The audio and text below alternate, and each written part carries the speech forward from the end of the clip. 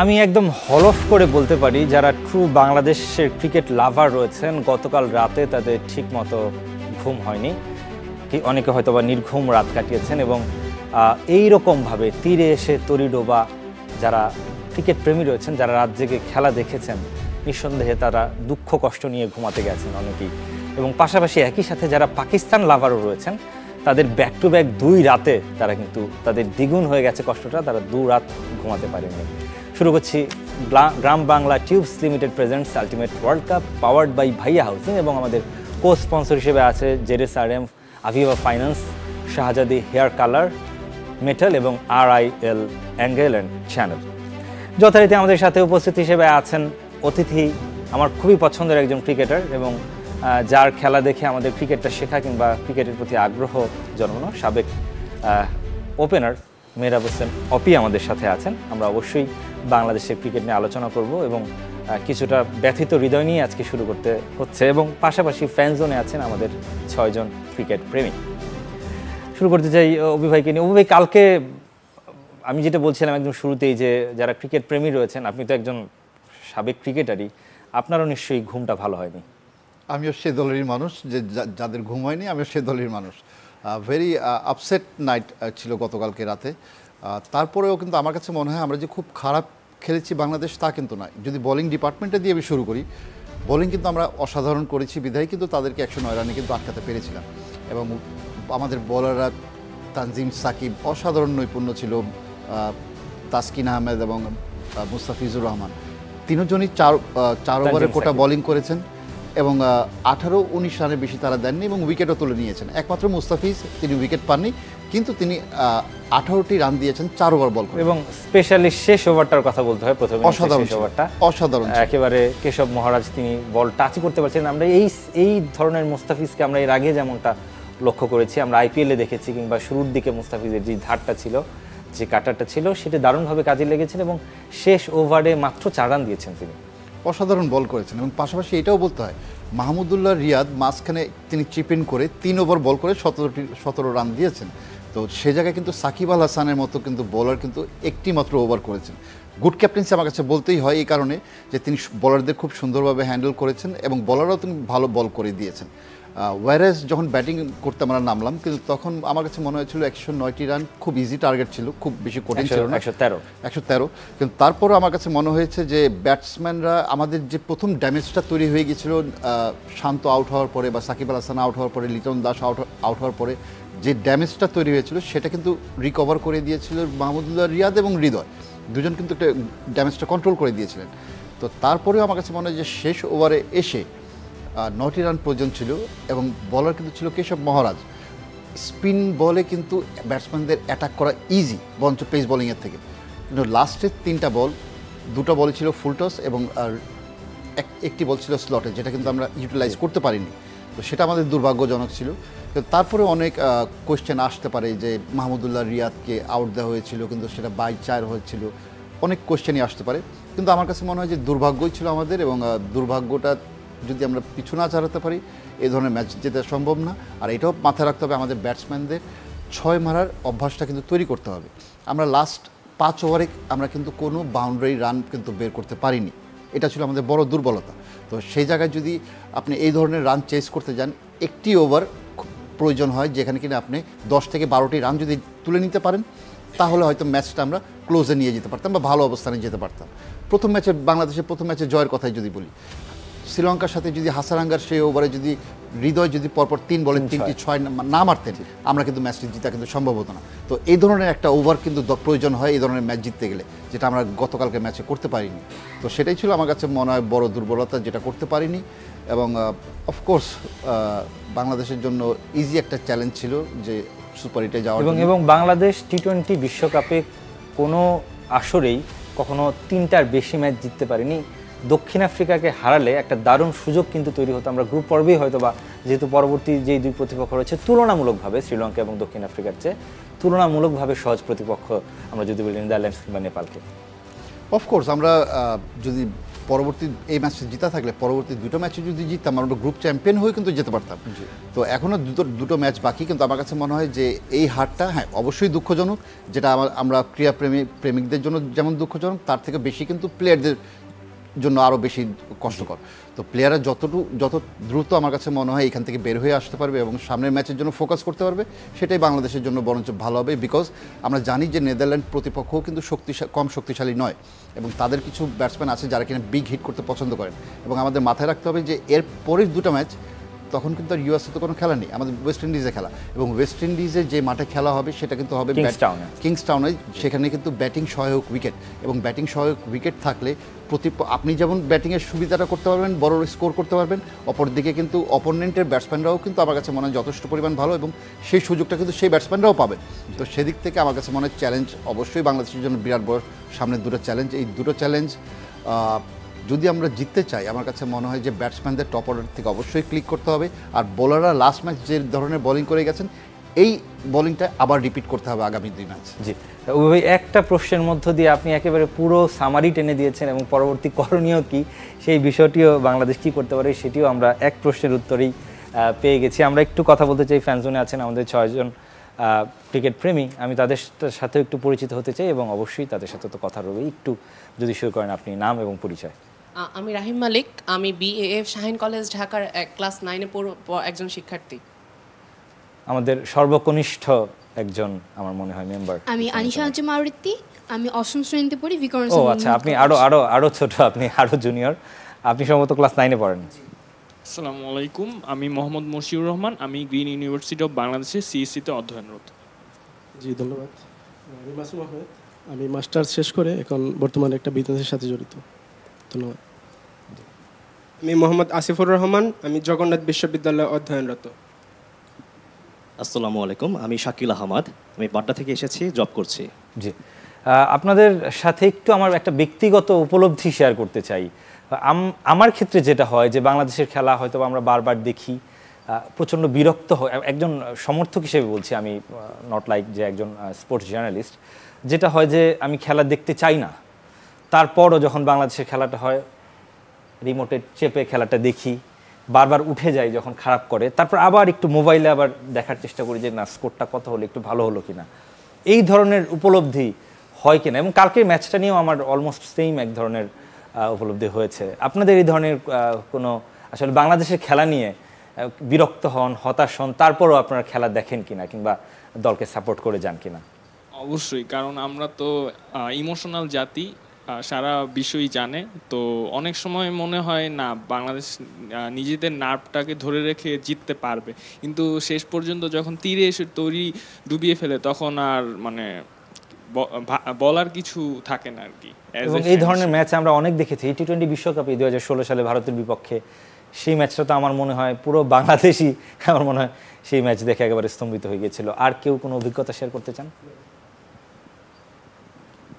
জি ভাইয়া ধন্যবাদ। আসলে ক্রিকেটকে ভালোবেসেই মনে করেন খেলা দেখা হয়। তো আসলে বাংলাদেশ যতদিন ক্রিকেট খেলবে ততদিনই ক্রিকেট দেখবো। আর ভালো খারাপ ওইটা তো মনে করেন পরিবেশের উপর নির্ভর করে। তো ইনশাল্লাহ বাংলাদেশ মনে করেন আগামীতেই আরও ইমপ্রুভ, আরও ভালো খেলা উপহার দেবে আমাকে, সেটাই আমরা চাই। একেবারে ট্রু লয়াল সাপোর্টার, আমাদের মতো নন। আমার হয় কি বাংলাদেশের এই যে ইউএসএর সাথে যে হচ্ছে সিরিজটা ছিল, প্রথম ম্যাচে তো হেরেছে, তো তারপরে মনে হয়েছে আমি আর খেলাই দেখবো না, বাংলাদেশের খেলা এবার বন্ধ। কিন্তু কি হয়, টিভিতে ওই রুমে ছাড়া থাকে, আমি এই রুমে দেখি, মোবাইলে কিন্তু আমার স্কোরটা পিন করাই থাকে। মানে মানে বিরক্ত হই, তবুও মনে হয় যে না ক্রিকেট ম্যাচটা না দেখলে মানে রাতে ঘুম হবে না। আসলে এই ধরনের সমর্থকদের জন্যই ক্রিকেট বলুন, যে কোনো খেলা বলুন, সমর্থকরাই আসলে খেলাধুলার প্রাণ, এবং আপনাদের মতো সমর্থকরা আছেন বলেই খেলাধুলার প্রতি এত ইন্টারেস্ট মানুষের জন্মায়।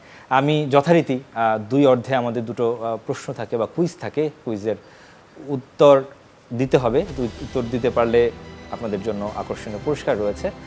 কুইজটা হচ্ছে যে দক্ষিণ আফ্রিকার সাথে বাংলাদেশ বিশ্বকাপে কতবার খেলেছে এবং কতগুলো ম্যাচ দক্ষিণ আফ্রিকা জিতেছে?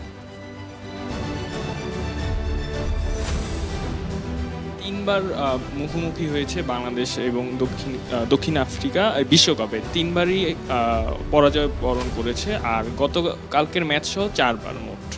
এক্স্যাক্টলি। আপনি যখন প্রথমে বলছিলেন যে 3 বার, আমি তো ধরে নিচ্ছিলাম যে আপনি ভুল বলছেন। আপনার উত্তর একেবারে সঠিক হয়েছে। টোটাল 9 বার টি-20 এই ফরম্যাটে টোটাল 9 বার বাংলাদেশ সাউথ আফ্রিকা মুখোমুখি হয়েছে এবং কালকে দারুণ একটা সুযোগ বাংলাদেশ হাতছাড়া করেছে। 8-1 হতে পারতো, কিন্তু 9-0 হয়ে গেছে একেবারে বাংলাদেশের মুখোমুখি পরিসংখ্যানটা। আপনাদের জন্য আরও প্রশ্ন থাকবে, আরও কুইজ থাকবে, পরের অর্ধে আমরা দেখতে পারবো। যথারীতি যারা টেলিভিশনের সেটে বসে আমাদের এই শোটি দেখছেন তাদের জন্য প্রতিদিন কুইজ থাকে এবং সেই কুইজের উত্তর জিতে নিয়ে আপনারা 1000 টাকার পুরস্কার নিয়ে যান। এবং গতকালের কোশ্চেনটি যেটি ছিল, গতকালের কুইজটি ছিল যে বাংলাদেশ বনাম সাউথ আফ্রিকা ম্যাচের ভেন্যু কোনটি। খুবই সহজ কোশ্চেন ছিল। নাসাউ ক্রিকেট গ্রাউন্ড ছিল এ, এবং বি ছিল স্যার ভিভিয়ান রিচার্ড স্টেডিয়াম। এবং আমার মনে হয় যারা খেলা দেখেন বা বুঝেন সবাই জানেন যে এই প্রশ্নটির উত্তর খুব সহজ, নাসাউ ক্রিকেট গ্রাউন্ড, যে গ্রাউন্ড নিয়ে প্রচুর আলোচনা সমালোচনা হচ্ছে। এবং আমরা বিজয়ী পেয়ে গেছি। বিজয়ী হচ্ছেন মোহাম্মদ সোহেল মিয়া আশুগঞ্জ থেকে, তিনি সঠিক উত্তরটি দিয়ে পাঠিয়েছেন। আপনি পেয়ে যাবেন 1000 টাকা। এবং আগামীকালের আজকের কুইজটা দিয়ে দিতে চাই, আগামীকাল যিনি পুরস্কার পাবেন তার জন্য যে কুইজটি রয়েছে সেটি হচ্ছে যে সেটিও একটা ভেন্যু কেন্দ্রিক কুইজ। পাকিস্তান বনাম কানাডার আজকে একটা ম্যাচ রয়েছে, পাকিস্তান কানাডা, পাকিস্তানের বাঁচা মরার লড়াই। সেই ম্যাচের ভেন্যু কোনটি? নাসাউ ক্রিকেট গ্রাউন্ড এবং option B sir Vivian Richard stadium. আপনার মোবাইলের মেসেজ অপশনে যেতে পারেন এই প্রশ্নটির উত্তর লিখতে, WC স্পেস দিয়ে এ অথবা বি লিখে পাঠিয়ে দিন 26969 এই নম্বরে। যত খুশি ততবার এবং যত বেশি বার সঠিক উত্তর দিবেন ততই কিন্তু এই পুরস্কার পাওয়ার সম্ভাবনা বেড়ে যাবে। দুপুর 2টা পর্যন্ত আগামীকাল আপনারা এই উত্তরটি দিতে পারবেন। আবার আলোচনায় ফিরতে চাই। অনেক কথা হচ্ছে আম্পায়ারদের নিয়ে, এবং একটা সময় আমার ব্যক্তিগতভাবে একজন সাপোর্টার হিসেবে আবার মনে হয়েছিল যে একটা সময় যখন নাকি একটা দারুণ জুটি করেছিলেন তাওহিদ হৃদয় এবং মাহমুদুল্লাহ রিয়াদ, 31 রানের প্রয়োজন ছিল 5 ওভার, অর্থাৎ 30 বলে ম্যাচটা একেবারে হাতের মুঠো নিয়ে এসেছিল।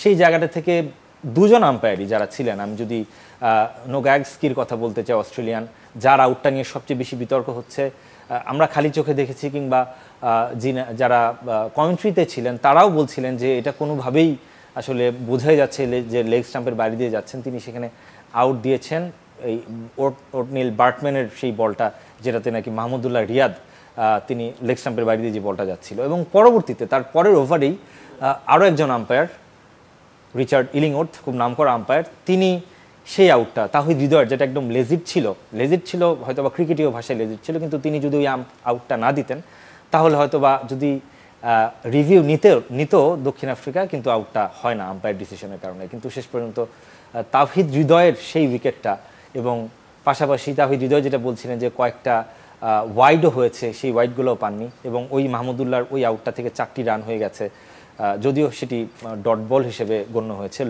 বাই লজ অনুযায়ী ক্রিকেটের। সব কিছু মিলিয়ে বাংলাদেশ, আমরা মেনে নিচ্ছি যে বাংলাদেশ খারাপ খেলেছে। আপনি যেটা বললেন যে শেষ 2 বল বা 3 বল থেকে হয়তো সবগুলোই হিট করার বল ছিল, কিন্তু তারপরও ভাগ্য আমাদের সহায় ছিল না। আম্পায়ারদের দিকেও আসলে কাঠগড়ায় যেতে পারেন কিনা তারা? দেখুন, ইমোশনস থেকে কিন্তু অনেক কিছুই কিন্তু বলা যায়, কিন্তু তারপরে মাঠে দুজন যখন জাজ থাকেন, আম্পায়াররা যখন থাকেন, তারাই ভালো বলতে পারেন যে বলটা আঘাত আনতে পারতো স্টাম্পে কি পারতো না। কিন্তু হ্যাঁ, আমার মাহমুদুল্লাহ রিয়াদকে যেটা আপনার লেগ বাই 4 রান হয়েছিল, যেটা আউট দেওয়া হয়েছিল, দ্যাট ইজ কোয়েশ্চেন। আমার এই কারণে আমি কোয়েশ্চেনটা রাখতে চাই যে এই ধরনের সিচুয়েশন এমনও তো কোনো দল হতে পারে যে একটি বলে 1টি রান দরকার এবং সেটা লেগ বাই থেকে 1টি রান হয়েছে, আম্পায়ার আউট দিয়েছে, কিন্তু ডিআরএসে দেখা গেল কি সেটা নট আউট, তাহলে বলটা কি বলে গণ্য হবে? ডেড বল। তার মানে কি ওই দলটা হেরে গেল? এটা কোনোভাবেই আমার কাছে মনে হয় অ্যাকসেপ্টেবল না। অবশ্যই এটা আইসিসি এই লটাতে অ্যামেন্ডমেন্ট আনা অবশ্যই উচিত। কারণ যদি লাস্ট বলে যদি 1 রানের প্রয়োজন হয় কোনো দলের, যদি এই ধরনের সিচুয়েশন ক্রিয়েট হয়, তখন কি হবে? ডট বল বলে যদি গণ্য হয়, যদি রান না হয়, সেই টিম পরাজয় বরণ করে দিতে হচ্ছে। তো আমার কাছে মনে হয় যে এই লটাতে অবশ্যই অ্যামেন্ডমেন্ট আনা উচিত। এবং গতকালকে ম্যাচে যেটা বাংলাদেশের সাথে হয়েছে, বাংলাদেশের জন্য সেটা দুর্ভাগ্যজনক ছিল, এবং আমরা কিন্তু 4 রানেই কিন্তু সেই ম্যাচটা কিন্তু হেরেছি। এক্স্যাক্টলি। তো আর মাহমুদুল্লাহ রিয়াদেরটা বাদ দিয়ে যদি আমি তৌহিদ হৃদয়টা এটা আম্পায়ার্স কল ছিল, আম্পায়ার তিনি আউট দিয়েছেন, কিন্তু যদি রিভিউ নেওয়া হতো কিন্তু আমরা কিন্তু লক্ষ্য করলাম যে উইকেট কিপার ছিলেন এটা হয়তো আমরা- এটা হয়তো- রাবাদা, তারা যে খুব বেশি জোরালো একটা আবেদন করেছিলেন, আমার ধারণা আউট না দিলে হয়তো বা তারা রিভিউ নিতেনও না, এই ধরনের একটা সিচুয়েশন। এটা হয়তো আমরা ইমোশন থেকে বলতেই পারি, কিন্তু আমরা হয়তো খালি চোখে সেটা টিভিতে যতটুকু দেখা যায় সেটা সেখান থেকে হয়তো আমরা বলতে পারছি, কিন্তু হয়তো ইমোশন থেকে আসে জিনিসটা। তো কিন্তু তারপর আমার কাছে মনে হয় আম্পায়ার্স কল ছিল, যেহেতু আম্পায়ার আউট দিয়েছেন, যদি রিভিউ নেওয়া হতো তখনও যদি দেখা যেত না সেটা লাগেনি, but that is out because umpires call ছিল, তো সেখানে হয়তো কোনো কিছু হস্তক্ষেপ করা যেত না। কিন্তু বাট আমার কোয়েশ্চেনটা মাহমুদুল্লাহ রিয়াদকে নিয়ে যে সিনারিওটা ক্রিয়েট হয়েছে, সেটা আমার কাছে মনে হয় অবশ্যই এই ধরনের লতে অ্যামেন্ডমেন্ট আনা উচিত। জি, এবং আপনি একা নন, যারা সাবেক ক্রিকেটার রয়েছেন, আমি যদি বলি ভারতীয় সাবেক ক্রিকেটার সঞ্জয় মঞ্জরেকর বলুন, কিংবা তার একেবারে দক্ষিণ আফ্রিকার সাবেক ক্রিকেটার মর্নে মর্কেল, তিনিও বলেছেন যে এই লটার আসলে অ্যামেন্ডমেন্টের প্রয়োজন রয়েছে। আমি একটু আপনি বলছিলেন শেষের 3 বল থেকে, শেষের 2 বল থেকে ইনফ্যাক্ট 6 রানের প্রয়োজন ছিল এবং মাহমুদুল্লাহ ক্রিজে ছিলেন। তিনি আমরা এর আগেও, আমরা যদি নিধাস ট্রফির কথা বলি, শ্রীলঙ্কার সাথে তিনি একটা 6 মেরে দলকে জিতেছেন, এবং ঠিক তার আগের ম্যাচেও তিনি 6 মেরেছিলেন, যখন তার একেবারে দলের প্রয়োজনে তিনি সবসময় হাল ধরেছেন, এবং তিনি গতকালও একটা দারুণ ফিনিশারের ভূমিকায় তাকে আমরা দেখতে পারতাম। তিনি যে বলটা খেলেন, আপনি একজন ক্রিকেটার হিসেবে আপনার কাছে কি মনে হয় যে এই বলটা, যেহেতু নাসার স্টেডিয়ামের যদি স্ট্রেইটে অনেক বড় বাউন্ডারি, এই বলটা কি আসলে অনসাইড দিয়ে খেলা যেত কি না? আপনার কাছে কি মনে হয়, যেহেতু একটা লোয়ার ফুল টস ছিল এবং কিছুটা অনসাইডই ছিল, অনসাইড দিয়ে তিনি যেহেতু ভালো খেলে থাকেন, এর আগে 6 মেরেছেন, অনসাইড দিয়ে যদি চিপ করতে পারতেন কিংবা যদি ফ্লিক করতে পারতেন, সেটা একটা ভালো সিদ্ধান্ত হতো কিনা? হয়তো বা, কিন্তু তারপর আমার কাছে মনে হয় যে লাস্ট 3টা ডেলিভারি কেশব মহারাজের করা, প্রথম যেটা মিস করেছেন রিশাদ, সেটাও কিন্তু স্লটেই ছিল, সেখান থেকে একটি রান মাত্র নিতে পেরেছিলেন। মাহমুদুল্লাহ রিয়াদেরটা লোয়ার ফুল টস ছিল, যেভাবেই চাইতেন তিনি মারতে পারতেন, কিন্তু বাট এক্সিকিউশন তিনি করেছেন, বাট হয়নি, দ্যাট ইজ ব্যাড লাক। কিন্তু তারপরে তিনি বিশ্বাসই করতে পারছিলেন না, আমরা লক্ষ্য করলাম যে একেবারে মাথায় হাত তার। অলমোস্ট মাহমুদুল্লাহ রিয়াদ শুধু নয়, মাঠে যারা দর্শক ছিলেন এবং টিভিতে যারা দেখছিলেন, আমরাও সবাই ধরে নিয়েছিলাম এটা 6 হতে যাচ্ছে, কিন্তু বাট এক্সট্রাঅর্ডিনারি ক্যাচে আমি বলবো, ওই মোমেন্টে এই ধরনের প্রেশারে দৌড়ে গিয়ে এরকম একটা বাউন্ডারি, একদম ক্লোজ টু বাউন্ডারি লাইনে গিয়ে ক্যাচটি লুফে নেওয়া, এটাও একটা বিরাট বড় চ্যালেঞ্জের ব্যাপার ছিল। কিন্তু credit goes to South African team, no doubt. কিন্তু তারপরে আমার কাছে মনে হয় তিনি এক্সিকিউশন চেষ্টা তো করেছিলেনই, অবশ্যই হয়নি, কিন্তু তারপরে লাস্টের বলটাও সেটাও কিন্তু ছিল ফুল টস। এবং আসলে তাসকিন আহমেদকে, যেহেতু তিনি একজন বোলার, তার কাছ থেকে আমাদের খুব বেশি এক্সপেকটেশন রাখা উচিত না, আমার মনে হয়। এক্সপেকটেশন রাখা উচিত না আমি ঠিক বলবো না, আমাদের কাছে মনে হয় যে এখন যেহেতু বাংলাদেশ, আমরা এই ধরনের কিন্তু খুব ক্লোজ ম্যাচগুলো কিন্তু গিয়ে কিন্তু অনেক ম্যাচ কিন্তু আমরা সেখানে একটা টেইল এন্ডারদের ভূমিকা রাখা উচিত। টেইল এন্ডারদের আমার কাছে মনে হয় একটু ব্যাটিংয়ের একটু পারদর্শিতা আনা উচিত এই মুহূর্তে, কারণ আমরা যদি বিশ্বের অন্যান্য দলগুলোর কথাই যদি বলি, প্রতিটা দলেই কিন্তু কিছু টেইল এন্ডার আমি ঠিক বলবো না, বোলাররা যদি ভূমিকা আমরা তাদের 7 থেকে 10টি রান যদি টিমকে কন্ট্রিবিউশন করতে পারে, সেটা কিন্তু বিরাট বড় একটা ফ্যাক্টর হয়ে দাঁড়ায়। তো সেদিক থেকে বিবেচনা করলে আমার কাছে মনে হয় অবশ্যই বাংলাদেশি লাস্টে যারা বোলিং করছেন পেস বোলাররা, তাদের থেকে যদি অ্যাটলিস্ট কোনো ব্যাটসম্যান যদি 7 থেকে 10টি রান যদি কন্ট্রিবিউশন টিমটাকে করতে পারে, টোটালটাও বাড়ে এবং দিন শেষে হয়তো এইটা একটা বিরাট বড় একটা ম্যাচ ফ্যাক্টরের একটা কারণ হয়ে দাঁড়াতে পারে। তো অবশ্যই ব্যাটিং আমার কাছে মনে হয় যে বোলারদেরও ব্যাটিং জানা উচিত। জি, একটু যারা ফ্যান জোনে আছেন আমাদের অডিয়েন্স, তাদের সাথে একটু কথা বলতে চাই। আপনাদের কাছে কি মনে হয় যে কি হতে পারতো? আমরা জানি যে ক্রিকেটটা, বাংলাদেশের ক্রিকেটটা এমনভাবে মানুষজন ধারণ করে, মোটামুটি কম বেশি সবাই খোঁজ খবরটা রাখে ক্রিকেটের, অন্য কিছু রাখুক না রাখুক। আপনার কাছে কি মনে হয় কালকের ম্যাচটার টার্নিং পয়েন্ট কোনটা ছিল? টার্নিং পয়েন্টটা ছিল আমার মতে তাহিদ হৃদয়ের উইকেটটা। তো ওই ক্রুশাল মোমেন্টে যদি উইকেটটা মানে আম্পায়ার্স কল না হতো, আমার মনে হয় বাংলাদেশ উইদিন 19 ওভার ম্যাচ বের করে নিতে পারতো। জি, আর কেউ? আমার মনে হয় কাগিসো রাবাদার লাস্ট ওভারটা, মানে 19তম ওভার, এক্সট্রাঅর্ডিনারি বোলিং করেছে, মাত্র 2 রান দিয়েছে, বাংলাদেশকে প্রেসারে ফেলে দিয়েছে। তাহিদ হৃদয়ের উইকেটটাও তিনি নিয়েছেন এই ওভারটাতে। সেই ওভারটাই টার্নিং ছিল ম্যাচের জন্য। জি, আমি বলতে চাবো তাহিদ হৃদয়ের উইকেটটা অবশ্যই আমাদের সাউথ আফ্রিকানদের জন্য একটা মোমেন্টাম ছিল, তবে মাহমুদুল্লাহর যে উইকেটটা, একটা ফ্লাইং ক্যাচ আমরা দেখতে পেয়েছি, ওইটা অলমোস্ট আমরা সবাই এক্সপেক্ট করছিলাম যে that is going for a 6, but এটা দেখা গেল লাস্টে আউট। তো লাস্ট সমীকরণটা ছিল 2 বলে 6, কিন্তু তখন উইকেট যাওয়ার পর আমরা দেখতে পেলাম 1 বলে 6। সো আমি মনে করি ওটা যদি একটা 6 না মারতে গিয়ে যদি তিনি সিঙ্গেল ডাবল নিতেন, তখন 1 বলে 4 মেরে তিনি যদি একটা, তখন কিন্তু অনেকটাই আশা আমরা তখনও দেখতে পেতাম। কারণ তখন মাহমুদুল্লাহ স্ট্রাইকে থাকতো, রিশাদ হোসেন হোপফুলি তখন নন স্ট্রাইকারে থাকতেন, এবং আশা করাই যায় যে তখন আমাদের ম্যাচটা আমাদের ফেভারে হলেও হতে পারতো। কিন্তু যখন বল আকাশে ছিল অনেকেই ভাবছিলেন, আমিও ভাবছিলাম যে মনে হয় এটা 6 হয়ে যাচ্ছে, এবং অনেকে হাততালি দিচ্ছিলেন। আমি শুনছিলাম যে বাইরে থেকে শব্দ পাচ্ছিলাম, হুট করে ধাপ করে এক ধরনের একবার অন্ধকার নেমে আসলো। এরকম একটা অবস্থা তৈরি হয়েছিল গতকালকে সেই বলটাতে, যেটা আপনি বলছিলেন যে মার্করাম যেটাতে ক্যাচ নিল। এবং সাধারণত সাউথ আফ্রিকানরা কিছুটা বাড়তি সুবিধা পান, অ্যাডভান্টেজ পান, তারা বেশ বিশাল আকার হয়ে থাকেন। সেই জায়গাটাতে বাংলাদেশের কোনো ক্রিকেটার হয়ে থাকলে হয়তো বা সেই ক্যাচটা লুফে নেওয়ার মতো অবস্থা থাকতো না। গতকালকে যদি ম্যাচ যদি আমাকে যদি বলেন, একজন আপনি তো প্রশ্ন রেখেছিলেন সবার কাছে যে কোন জায়গায় ম্যাচে ছিল টার্নিং পয়েন্ট, বাট আমার কাছে টার্নিং পয়েন্টটা ছিল সাউথ আফ্রিকার ফিল্ডিংয়ে তারা সমস্ত চিত্রটাই পাল্টে দিয়েছে। ওয়ারেস বাংলাদেশ আমরা কিন্তু সেই ধরনের কিন্তু ফিল্ডিংটা করতে পারিনি। আমরা যদি কিছু রান সেভ করতে পারতাম, আমরা অনেকগুলো কিন্তু ডবল রান কিন্তু তাদেরকে দিয়েছি, যেখানে কিন্তু সাউথ আফ্রিকান ফিল্ডাররা কিন্তু আমাদের কিন্তু সেই সুযোগগুলো দেননি। তো সম্পূর্ণ চিত্রটা তাদের ফিল্ডিংয়ে কিন্তু বোঝা যায়। তারা কোনো ক্যাচ ড্রপ করেননি, তারা কোনো মিস ফিল্ডিং করেননি, বরঞ্চ যেটা 2 রান হয় সেটাকে 1 রান দিয়েছেন। এবং এই ফিল্ডিংয়ে কিন্তু তারা কিন্তু আমার কাছে মনে হয় যে কম করে হলেও 10 থেকে 12টি রান বাংলাদেশের জন্য কম করে দিয়েছেন, এবং সেখানে কিন্তু ম্যাচের চিত্রটা পাল্টে গেছে।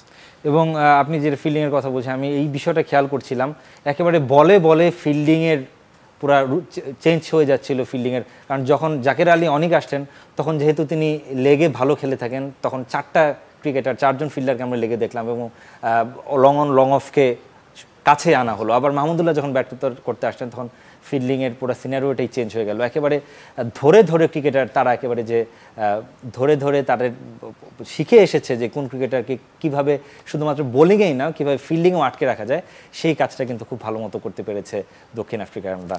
আমাদের একটা ছোট্ট বিরতির সময় হয়ে গেল। Gram Bangla tubes limited presents ultimate world cup powered by Bhaiya হাউজিংয়ে কিছুক্ষণের মধ্যেই ফিরছি। দর্শক, ফিরলাম Gram Bangla tubes limited ultimate world cup powered by Bhaiya housing. আমাদের কোস্ট স্পন্সর হিসেবে আছে ZSRM, Aviva finance, metal, Shahzadi hair colour এবং RIL অ্যাঙ্গেল অ্যান্ড চ্যানেলে। অভি ভাই, সাকিবকে নিয়ে অনেক কথা হচ্ছে, সৌম্য সরকারকে নিয়ে অনেক সমালোচনা হয়েছিল, এবং গতকালকের ম্যাচে তার জায়গায় জাকের আলী অনিককে খেলানো হয়েছে। জাকের আলী অনিকও খুব একটা সুবিধা করতে পারেননি। একেবারে জনদাবি ছিল সৌম্যের বিষয়টি, আমরা শুনেছি বা মানুষজন যেটা বলেছে যে সৌম্যকে কেন খেলানো হচ্ছে, এবং তার পরিপ্রেক্ষিতে জাকের আলী অনেককে খেলানো হচ্ছে। এবং সাকিব আল হাসান, তিনি আমরা সাধারণত লক্ষ্য করে থাকি যে ব্যাটে তার পারফরমেন্স হয়তো বা অফ ফর্ম অন ফর্ম হয়, কিন্তু বল হাতে তিনি সবসময় কার্যকর ভূমিকা রাখেন। তিনি কালকে ব্যাটে বলে একেবারে ফ্লপি বলা যায়, এবং পাশাপাশি তার এই ব্যাট প্যাচটা দীর্ঘ সময় ধরে চলছে, এবং তিনি সমালোচনার মুখেও পড়েছেন। সেবাগ যেমনটা বলেছেন যে তার অনেক আগেই T20 থেকে অবসরের নেওয়া উচিত ছিল, এবং তার লজ্জা করা উচিত ছিল, এমন একটা মন্তব্য তিনি করেছেন যে এত বছর ধরে ক্রিকেট খেলছেন, তার কতটুকু দায়িত্ব তিনি কেন বুঝতে পারলেন না। অভিভাবক, আপনি একমত কিনা? সেবাগের মতামত সেবাগ দিয়েছেন, কিন্তু আমার কাছে মনে হয় যে player like Shakib Al Hasan, no doubt Bangladesh ক্রিকেটের সবথেকে বড় সুপারস্টারের নামটাই কিন্তু সাকিব আল হাসান।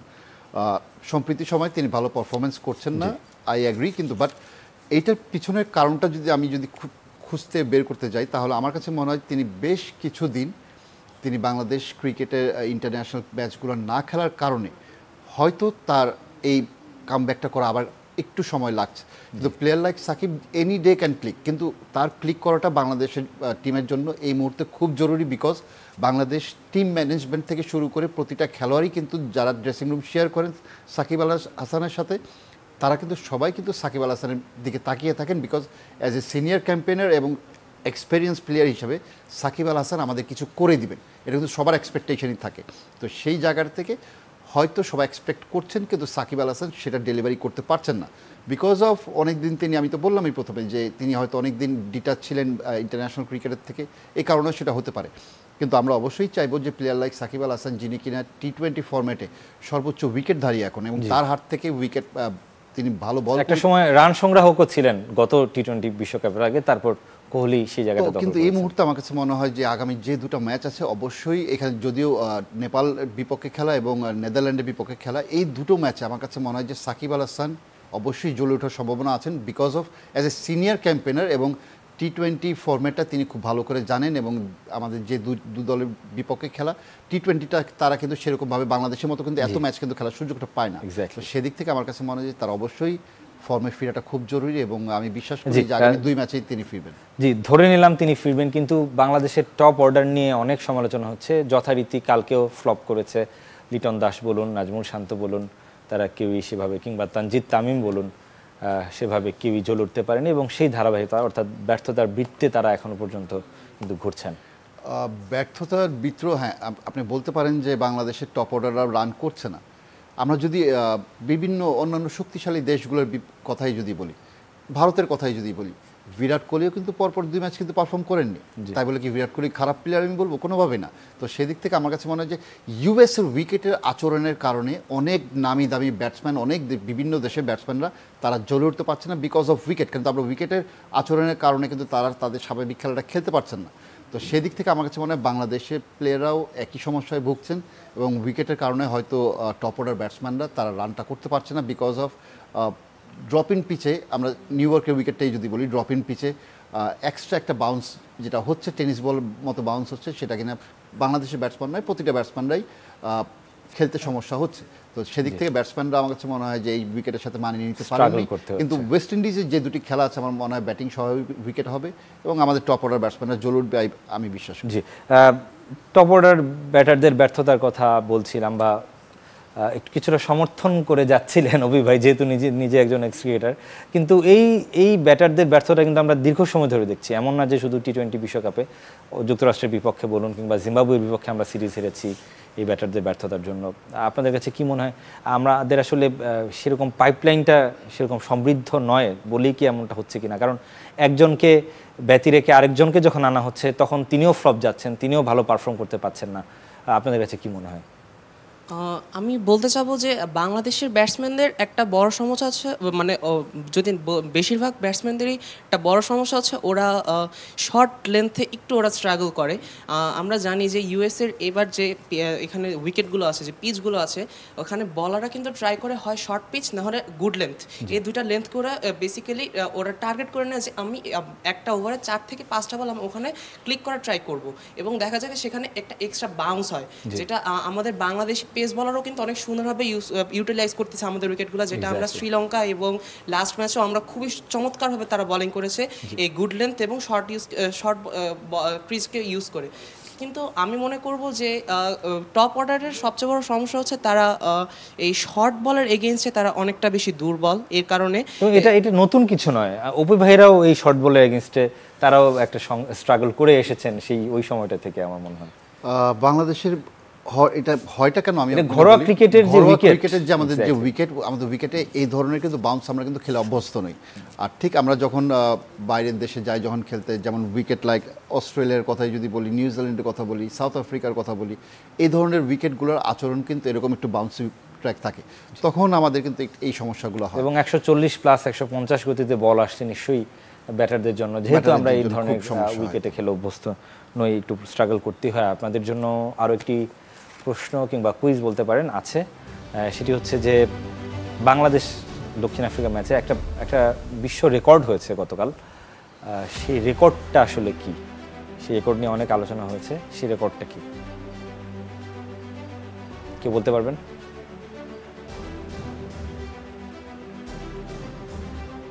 পেপার পত্রিকা পড়ে থাকলে কিংবা রিপোর্ট দেখে থাকলে আমার মনে হয় জানার কথা। মাহমুদুল্লাহ তৌহিদ হৃদয়ের সেই উইকেটটা বিশ্ব রেকর্ডটা হচ্ছে যে সবচেয়ে কম রান ডিফেন্ড করেছে কালকে দক্ষিণ আফ্রিকা টি-20 বিশ্বকাপের ইতিহাসে। এর আগের ম্যাচেই ভারত 119 রান ডিফেন্ড করেছিল, সেটি সর্বনিম্ন রান ডিফেন্ড ছিল। বাংলাদেশের সেই রানটা আসলে করতে পারেনি। আমার টকব্যাকে বলছেন, প্রডিউসার বলছেন যে না, অনেক কঠিন প্রশ্ন হয়ে গেছে, একটা সহজ প্রশ্ন আপনাদের জন্য করতে চাই। বাংলাদেশ এবং পরবর্তী যে ম্যাচটা হবে নেদারল্যান্ডসের বাংলাদেশের খেলাটা, বারবার বলছিলেন যে ওয়েস্ট ইন্ডিজে খেলা হবে, ওয়েস্ট ইন্ডিজের কোন ভেন্যুতে খেলা হবে কেউ বলতে পারবেন কি? আপনি আগে। কিংস্টাউন। হ্যাঁ, আমি এই প্রশ্নটির উত্তর আসলে আমার কথাতেও ছিল, আমি শুরুতেও বলেছিলাম এই প্রশ্নের উত্তর আপনি সঠিক দিয়েছেন এবং আমার প্রডিউসার যিনি আছেন তিনি বলছেন যে অবশ্যই পুরস্কার দিতেই হবে আমাদের অডিয়েন্সদের, পারুক কিংবা পরবর্তী প্রশ্ন হলেও, যেহেতু অ্যান্সারটি এসেছে অতএব আপনার জন্য চ্যানেল 24-এর পক্ষ থেকে আকর্ষণীয় গিফট। বলছিলাম যেটি যে নেদারল্যান্ডস বাংলাদেশ ম্যাচ রয়েছে এবং সেটি কিংসটাউনে হবে। তার আগে পাকিস্তানের বাঁচা মরার লড়াই রয়েছে আজকে, কানাডার বিপক্ষে 8:30টায় ম্যাচটি হবে। এবং আপনার কাছে কি মনে হয় পাকিস্তান একরকম যেভাবে খেলছে সেখান থেকে সেই যুক্তরাষ্ট্র যেভাবে খেলছে কিংবা ভারত তো আমার মনে হয় তার হেভিওয়েট দল, পাকিস্তানের একটু হলেও সুযোগ আপনি দেখছেন কি না? আমি যতদূর জানি যে আপনি পাকিস্তানের সাপোর্টার একজন। না, পাকিস্তানের খুব ঘোর সাপোর্টার না, কিন্তু পাকিস্তানকে সাপোর্ট করি এই কারণেই যে তাদের বোলিং অ্যাটাকটা কিন্তু এই মুহূর্তে কিন্তু আমার কাছে মনে হয় বিশ্বের সেরা বোলিং অ্যাটাক, এই কারণেই তাদেরকে পছন্দ করি। তো আর পাকিস্তানের কিন্তু এখনও কিন্তু সম্ভাবনা যে একেবারেই শেষ হয়ে গিয়েছে আমি সেটা বলবো না, খানিকটা আমার কাছে মনে হয় যে তাদের এখনও সুযোগ আছে, যদি কিনা আগামী 14 তারিখের ম্যাচে যদি ইউএসএ ম্যাচটা জিতে যায় তাহলে পাকিস্তানের আর কোনো সম্ভাবনা থাকবে না। কিন্তু আজকের ম্যাচ অবশ্যই পাকিস্তানকে জিততে হবে এবং 14 তারিখের ম্যাচে আমার কাছে মনে হয় তারা তাকিয়ে থাকবে, যেহেতু আয়ারল্যান্ডের আর এবং ইউএসএ ম্যাচে দুজন এবং আয়ারল্যান্ডকে আমরা যেভাবে অন্যান্য দলগুলো যেরকম ভালো খেলছে, আয়ারল্যান্ডকে কিন্তু সেভাবে এখনো পর্যন্ত আমরা জ্বলে উঠতে দেখিনি, কিন্তু এই দেশটির কিন্তু ক্রিকেট ঐতিহ্য কিন্তু অনেক। তো সেদিক থেকে আমার কাছে মনে হয় আয়ারল্যান্ডকে আপনি কোনোভাবেই খাটো করে দেখতে পারবেন না। কিন্তু এই আয়ারল্যান্ড আর ইউএসএর ম্যাচে যদি সম্প্রীতি পারফরমেন্স বলেন, অবশ্যই ইউএসএ একটু এগিয়ে থাকবে। আর ওভারঅল যদি আপনি অ্যাজ এ ক্রিকেট নেশন যদি বলেন, অবশ্যই আয়ারল্যান্ড কিন্তু ইউএসএ থেকে এগিয়ে। এবং যেহেতু আয়ারল্যান্ডের কিছু প্লেয়ার আছে যারা কিনা প্রফেশনাল ক্রিকেট আপনার ইংল্যান্ডে গিয়ে খেলেন এবং তাদের এই অভিজ্ঞতা আছে। তো সেদিক থেকে আমার কাছে মনে হয় যে কম্পিটিশন অবশ্যই থাকবে এবং এই ম্যাচে আমার কাছে মনে হয় যে সম্প্রীতি পারফরমেন্স যদিও আপনার ইউএসএ ভালো, কিন্তু I will support Ireland because of তাদের ঐতিহ্যটা ভালো। এবং পাকিস্তান যদি কোনোভাবে পাকিস্তানকে ছাড়া যদি আপনি T20 বিশ্বকাপে যদি সুপার 8 যান, আমার কাছে মনে হয় যে বিশ্বকাপের অনেকটাই রংটা হারিয়ে যাবে। আমি চাই পাকিস্তান সুপার 8-এ যাক এবং কি কোনো না কোনো একটা ইকুয়েশনে যেভাবেই হোক তারা যাক এবং বিশ্বকাপের সৌন্দর্যটা যাতে থাকে, আমার কাছে মনে হয় যে চ্যালেঞ্জিং থাকে, সেটাই আমি চাইব। জি, অভি ভাইয়ের কথার সাথে আপনারা একমত কিনা? পাকিস্তান দলকে আপনারা কে দেখতে চান সুপার 8-এ? ধন্যবাদ। আসলে পাকিস্তানকে আমরা মানে সুপার 8 এবং আসলে ফাইনালেও দেখতে চাই। পাকিস্তান ভারতের ম্যাচ যদি ফাইনাল পর্যন্ত হয় তাও মনে করেন একটা আমাদের দর্শকদের জন্য ভালো কিছু আর কি। জি, আপনি বলতে যাচ্ছিলেন। প্রথমত লাস্ট যে ম্যাচটা ছিল পাকিস্তানের, ওটা আমি রাত 2টা পর্যন্ত জেগে দেখেছি এবং যখন হেরে গেছে নাসিম শাহের যে লাস্ট যে এটা ছিল, তারপর লিটারালি চোখ থেকে পানি বের হয়ে গেছে। আমি পাকিস্তান অনেক বেশি সাপোর্ট এবং পরপর 2 রাত আসলে আপনার নির্ঘুম কেটেছে আমার মনে হচ্ছে। স্কুলে তো অনেকে আছে আমার ফ্রেন্ডরা যারা হচ্ছে ভারত সাপোর্ট করে, ওরা বারবার কানের কাছে এসে বলে যাচ্ছে তোর পাকিস্তান তো হেরে গেছে। এটা যে কত কষ্টকর। আর হচ্ছে যদি পাকিস্তানকে যেতে হয় তাহলে অবশ্যই পাকিস্তানকে অনেক ভালো খেলতে হবে, পয়েন্ট তো আসবে, কিন্তু একটা তো হচ্ছে যে রান রেটের যে একটা আছে সেটার জন্য ভালো খেলতেই হবে। জি, নেট রান রেট আসলে খুব বেশি একটা ভালো হচ্ছে না কোনো দলেরই, এক্সেপ্ট অস্ট্রেলিয়ার কথা যদি আমি বলি। অস্ট্রেলিয়ার ম্যাচ রয়েছে নামিবিয়ার বিপক্ষে, তারা দ্বিতীয় দল হিসেবে, দক্ষিণ আফ্রিকার প্রথম দল হিসেবে সুপার 8 কোয়ালিফাই করে ফেলে গেছে। অস্ট্রেলিয়া দ্বিতীয় দল হিসেবে তাদের একটা সুযোগ রয়েছে, নামিবিয়ার বিপক্ষে খেলা রয়েছে 6:30টায়। পাশাপাশি শ্রীলঙ্কারও ম্যাচ রয়েছে কালকে 5:30টায়, তারা খেলবেন নেপালের বিপক্ষে এবং শ্রীলঙ্কার জন্য বাঁচা মরার লড়াই। নেপালের সাথে পচাশা মুখে পা কাটবে বলে আপনার মনে হচ্ছে কিনা? শ্রীলঙ্কার যে অবস্থা এবং নেপাল, কি মনে হয় নেপাল শ্রীলঙ্কা ম্যাচটার? অবশ্যই শ্রীলঙ্কাকে এগিয়ে রাখছে, এই কারণেই শ্রীলঙ্কা কোথায় অবস্থান করছে এই টুর্নামেন্টে তারা খুব ভালো করেই কিন্তু তারা কিন্তু ফিল করতে পারছে এবং তারা অবশ্যই চাইবে সুপার 8-এ যাওয়ার জন্য। এবং এই ম্যাচটা আমার কাছে মনে হয় যে যদি শ্রীলঙ্কা জিতে যায়, শ্রীলঙ্কার কিন্তু এখনও কিন্তু সুযোগ কিন্তু এখনও আছে, কারণ বাংলাদেশও আর শ্রীলঙ্কা কিন্তু বাংলাদেশ যে খুব ভালো অবস্থান আছে আমি সেটাও বলবো। শ্রীলঙ্কা যদি পরপর 2টো ম্যাচ জিতে যায়, আবার যদি বাংলাদেশ কোনো ম্যাচ আমরা হেরে যাই, তাহলে কিন্তু শ্রীলঙ্কা কিন্তু চলে যাবে সুপার 8-এ। এবং সেক্ষেত্রে নেদারল্যান্ডসেরও একটা সুযোগ আছে, যেহেতু তাদের ম্যাচ আছে। তো সেদিক থেকে আমার কাছে মনে হয় যে কম্পিটিশনটা সবার জন্যই কিন্তু এখন সবার জন্য দক্ষিণ আফ্রিকার বাদে। তো সেদিক থেকে আমার কাছে মনে হয় যে শ্রীলঙ্কার জন্য চ্যালেঞ্জটা খুব কঠিন হবে আমার কাছে মনে হয় না, যেহেতু দুর্বল প্রতিপক্ষ নেপাল এমন নয় যে ক্রিকেট খেলা জানেনি না, একেবারে পারেনি না তা নয়, কিন্তু তাদেরও কিছু খেলোয়াড় আছে। কম্পিটিশন হয়তো থাকবে, কিন্তু তারপরেও শক্তির দিক থেকে আমার কাছে মনে হয় এই ম্যাচে শ্রীলঙ্কায় এগিয়ে থাকবে। এবং অস্ট্রেলিয়া নামিবিয়া ম্যাচ এক পেশে নিশ্চয়ই ভাবছেন। এক পেশে অবশ্যই আমি এক পেশে বলছি এই কারণেই, বর্তমান ক্রিকেটে অস্ট্রেলিয়ার দলের যে পারফরমেন্স এবং অস্ট্রেলিয়ার দলের ম্যাক্সিমাম প্লেয়ারই কিন্তু সম্প্রতি কিছুদিন আগে কিন্তু আপনার সব প্লেয়ারই আইপিএলে কোনো না কোনো দলে খেলেছেন এবং সকলেই পারফরমেন্স করেছেন, ভালো পারফর্ম করেছেন। তো প্লেয়ারগুলো টি-20 ফরম্যাটের ভিতরেই ছিল এবং টি-20 ফরম্যাটটা কীভাবে ভালো করতে হয় তাদের খুব ভালো করেই জানা, এবং সেই ধরনের শক্তিশালী দল এবং শক্তিশালী প্লেয়ারগুলো আছে বিদায় কিন্তু টিমটা আজকে এরকম পরিণত হয়েছে। তো অফকোর্স এই ম্যাচে এক পেশে ম্যাচে আশা করছি অস্ট্রেলিয়াই জিতবে। জি, তারপর আমি একটু বাংলাদেশের ম্যাচগুলোর দিকেই ফিরে তাকাতে চাই।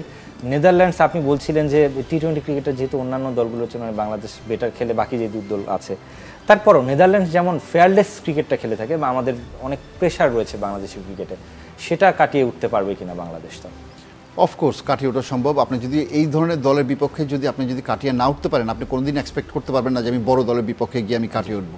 তো এই ম্যাচগুলো আমার কাছে মনে হয় যে আমাদের দলে যারা অফ ফর্মে আছেন বা ফাইন টিউনিংয়ে নাই, তাদের জন্য আমার কাছে মনে হয় ভেরি ইম্পর্টেন্ট ম্যাচ। এই ম্যাচ জ্বলে ওঠার মতো একটা ম্যাচ, এবং এই ম্যাচে প্রতিপক্ষ দুর্বল এই কারণে বলছি না, কারণ ফর্মে ব্যাক করার জন্য এমন একটি দলের প্রয়োজন হয় যারা কিনা একটু দুর্বল দল, এবং আমার কাছে মনে হয় বাংলাদেশের থেকে এই দুটো দল একটু দুর্বল আছে, এবং এইটাই সুবর্ণ সুযোগ যে এই ম্যাচটি যারা মানে ফাইন টিউনিংয়ে নাই তারা ভালো ফর্মে ফিরে আসুক, এবং এই ম্যাচকে পুঁজি করে আমার কাছে মনে হয় যে অবশ্যই ইনশাল্লাহ আমরা দুটো ম্যাচ জিতবো এবং সুপার হিটে আমরা যাবোই যাবো।